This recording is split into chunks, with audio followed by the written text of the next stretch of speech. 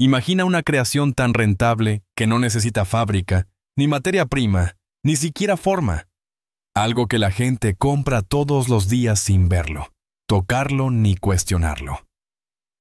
Esa creación invisible es la deuda. Durante siglos ha impulsado guerras, coronado imperios y vaciado naciones. Sin embargo, si le preguntas a cualquiera dónde comenzó la deuda, quién la creó y por qué gobierna nuestras vidas, te encontrarás con el silencio. La deuda no es una nota al pie en la historia económica, es la historia económica, la corriente silenciosa que mueve el dinero y el poder. En esencia, la deuda es una promesa. Usted pide prestado hoy y devuelve mañana. Así de simple. Pero oculto en ese intercambio se encuentra un mecanismo que transformó la civilización: el interés. En el momento en que alguien cobra por el tiempo, el futuro mismo se convierte en una mercancía. Mucho antes del papel moneda o los bancos, los pueblos de la antigua Mesopotamia grababan las deudas en tablillas de arcilla, grain o wed, silver o wed. Pero cada pocas décadas, sus reyes borraban esas tablillas. Estos jubileos de la deuda no eran actos de bondad, sino actos de supervivencia. Cuando demasiados ciudadanos se veían aplastados por las obligaciones, el sistema se derrumbaba.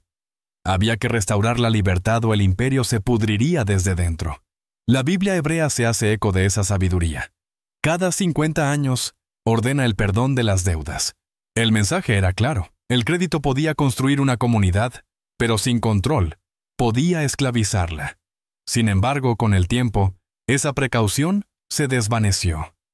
A medida que las civilizaciones crecían, las élites poderosas aprendieron que la deuda no tenía por qué borrarse, sino que podía utilizarse como arma.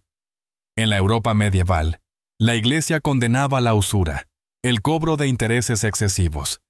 Sobre el papel, parecía justo.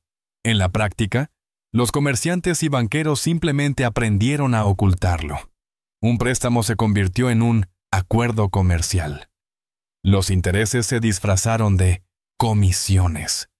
Y a través de estas discretas lagunas legales, los prestamistas de Venecia, Génova y Florencia convirtieron el pecado moral en un negocio cotidiano. Al amanecer del Renacimiento, estaba surgiendo un nuevo tipo de imperio, no de tierras o espadas, sino de libros de contabilidad. Familias como los Medici transformaron el flujo de crédito en poder dinástico. Financiaron papas y príncipes, guerras y catedrales. Sus monedas llevaban su escudo. Sus cartas daban forma a la política. Habían descubierto un tipo de conquista más profunda: el control de la obligación. La deuda estaba evolucionando de contrato a motor, una fuerza invisible que impulsaba todo lo que se movía. Luego se produjo una transformación tan grande que redefiniría el mundo moderno: el nacimiento de la deuda pública. A finales del siglo XVI, la República Holandesa se liberó de España. Para financiar su rebelión, vendió parte de su promesa a sus propios ciudadanos. Los llamaron bonos, trozos de papel que representaban la fe en el Estado. Cualquiera podía prestar al gobierno, cobrar intereses e incluso vender esa promesa a otra persona. Por primera vez, la guerra ya no estaba limitada por el oro de la caja fuerte del rey. Podía financiarse indefinidamente, vendiendo el futuro mismo. Los holandeses perfeccionaron el modelo, y pronto Inglaterra les guió. En el año 1794, nació el Banco de Inglaterra, una institución central que prestaría a la corona, emitiría billetes y gestionaría una deuda nacional permanente. El acuerdo era elegante y revolucionario. El gobierno prometía el pago. El banco imprimía la promesa y los ciudadanos la aceptaban como dinero. La deuda ya no era una medida temporal para emergencias, se había convertido en la sangre del Estado. Las ganancias eran asombrosas. Prestar a los reyes era más seguro que prestar a cualquier otra persona. Los reyes siempre podían gravar a sus súbditos para pagar. Las guerras que antes arruinaban a los monarcas ahora podían librarse sin fin. El imperio alimentaba a los bancos. Los bancos alimentaban al imperio. Cuanto más luchaban las naciones, más pedían prestado. Cuanto más pedían prestado, más ricos se hacían sus acreedores. Era un círculo perfecto, que giraba más rápido con cada generación. En el siglo XVIII, los mercados de bonos de Londres, París y Ámsterdam latían como órganos vivos de las finanzas mundiales. Los soldados marchaban, los barcos navegaban, las colonias caían, todo con dinero prestado. Las promesas en papel alimentaban el acero y la pólvora, pero la red de crédito se extendía más allá de los palacios y los parlamentos. A medida que el capitalismo industrial tomaba forma, las vidas cotidianas se veían arrastradas por su ritmo. Los ferrocarriles, las minas y las fábricas surgían del suelo, cada uno financiado con bonos y préstamos. Los inversores compraban acciones de proyectos que nunca verían. Los trabajadores ganaban salarios de empresas construidas con capital prestado. Y pronto, ellos mismos comenzaron a pedir préstamos. Para casas, herramientas y, más tarde, para comodidades. La deuda se infiltró silenciosamente en el terreno de la vida cotidiana. A principios del siglo XIX, el crédito se había convertido en el sistema nervioso de la civilización. Conectaba a los agricultores con los comerciantes, a los gobiernos con los banqueros, a los trabajadores con los terratenientes. Cada pago alimentaba otra promesa, cada promesa alimentaba otro pago. Una sola verdad lo guiaba todo. La deuda hacía que el tiempo fuera líquido. Te permitía vivir hoy la prosperidad del mañana, pero a un precio. Y ese precio nunca era neutral. Cada moneda de interés era una transferencia de poder, del deudor al acreedor, de la mayoría a la minoría. La brillantez o la crueldad del sistema era su repetición.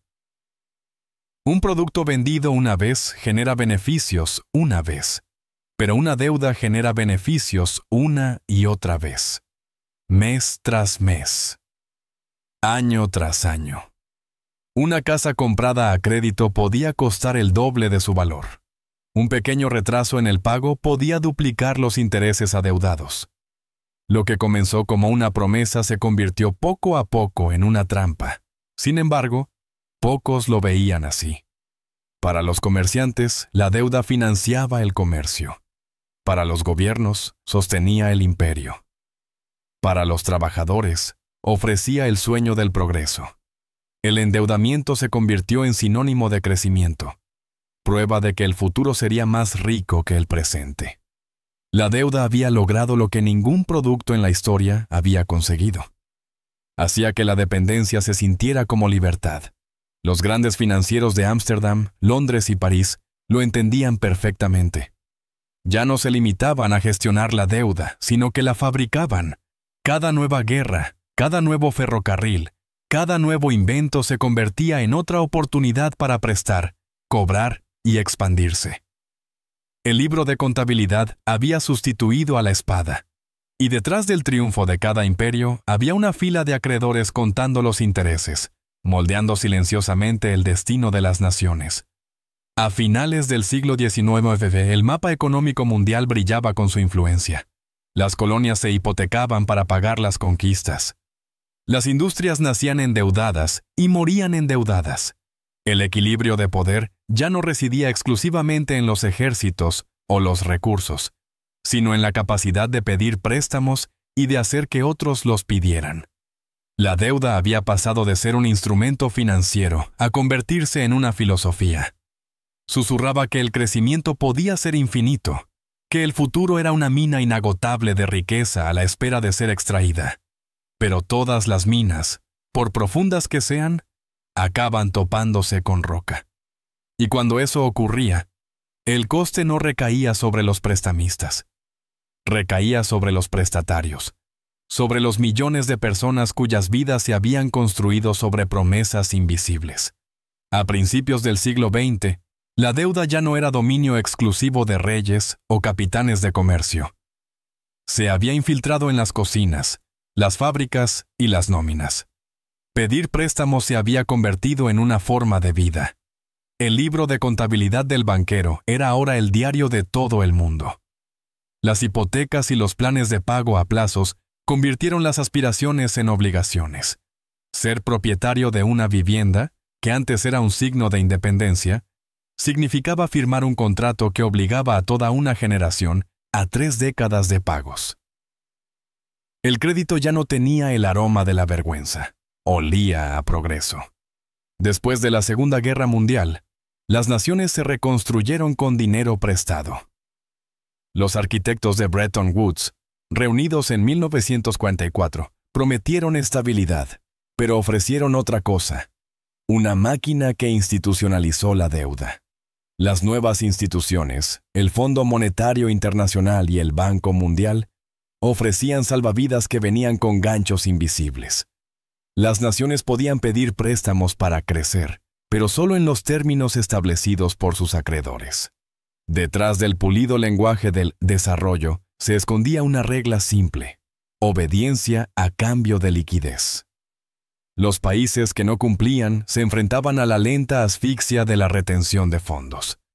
En nombre de la modernización, economías enteras fueron rediseñadas desde lejos. La deuda se había convertido en diplomacia por otros medios. En casa, se desarrolló una revolución más silenciosa. Los bancos descubrieron que los clientes más rentables no eran los gobiernos, sino los hogares. Una familia con un sueldo fijo era el deudor perfecto. Fiable, predecible y renovable sin fin. La hipoteca se convirtió en la joya de la corona de la identidad de la clase media. Los préstamos para la compra de automóviles, los créditos para muebles y, finalmente, el pequeño rectángulo de plástico llamado tarjeta de crédito convirtieron la deuda en un accesorio de estilo de vida. Compra ahora, paga después, susurraban las vallas publicitarias. Sonaba a libertad, pero era dependencia disfrazada de elección. Para las empresas y los políticos, esta nueva fe en el crédito era un milagro. Mantenía las fábricas ocupadas, a los votantes contentos y los balances en alza. Incluso cuando los salarios se estancaban, el consumo podía continuar, financiado por la promesa del mañana. La deuda se había convertido en el motor oculto del capitalismo, girando silenciosamente bajo el ruido de la productividad. Pero los motores construidos sobre la presión deben liberar vapor algún día. En la década de 1970, los gobiernos habían aprendido que pedir préstamos era más fácil que recaudar impuestos. Los bancos habían aprendido que prestar era más seguro que esperar. Y los bancos centrales habían aprendido que imprimir dinero era más sencillo que decir que no. El resultado fue una adicción global disfrazada de prosperidad. Cuando se produjeron las crisis del petróleo, los bancos occidentales se vieron inundados de petrodólares, vastos océanos de dinero en busca de rentabilidad. Lo invirtieron en los países en desarrollo. Países de América Latina, África y Asia pidieron préstamos a un ritmo récord, convencidos de que el progreso se podía comprar a crédito. Entonces, la música cambió. A principios de la década de 1980, los tipos de interés se dispararon con la nueva política de la Reserva Federal. Lo que antes era manejable, se volvió imposible. México entró en default en 1982 y el efecto dominó comenzó a producirse. Irónicamente, la solución fue más deuda, refinanciada, reprogramada y rebautizada como ajuste estructural. Las naciones vendieron sus empresas estatales, recortaron sus servicios públicos y abrieron sus mercados. Todo ello para mantener el flujo de intereses al alza. La carga no era abstracta.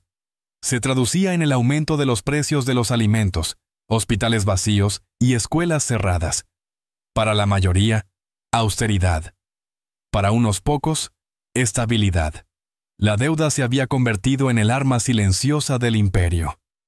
Mientras tanto, en el mundo rico, la industria financiera estaba descubriendo un nuevo tipo de alquimia. Ya no contentos con obtener beneficios solo de los intereses, los banqueros aprendieron a vender la propia deuda.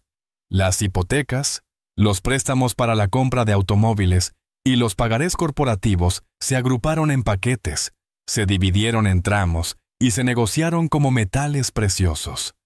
Lo que antes era una promesa personal se convirtió en una mercancía global.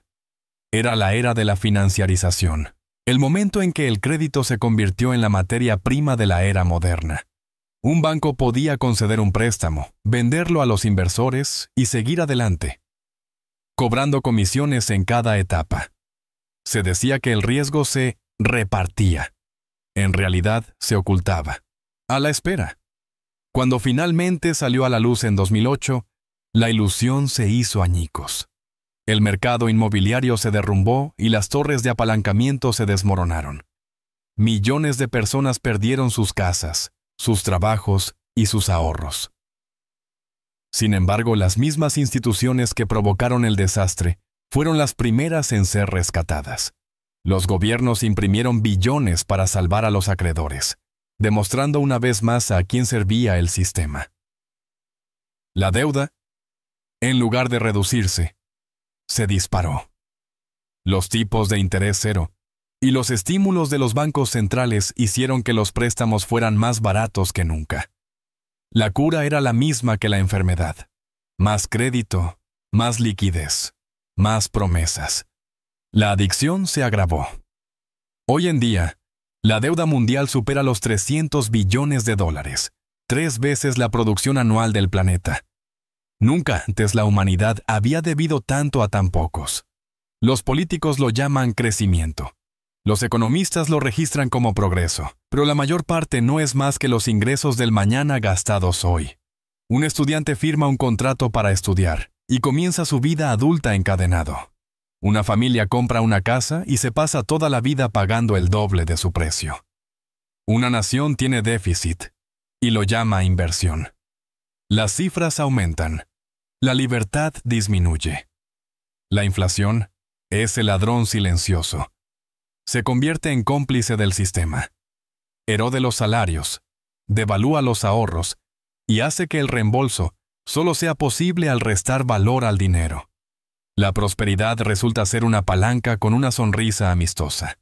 Cada mes, con cada pago, la riqueza fluye hacia arriba, desde millones de deudores hasta una estrecha cima de acreedores. Los que tienen activos piden préstamos baratos para multiplicar su riqueza.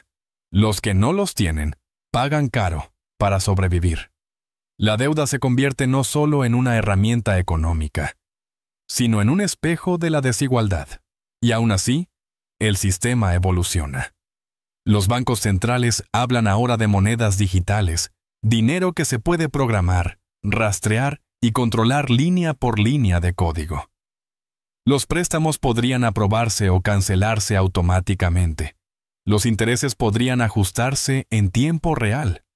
Lo llaman eficiencia.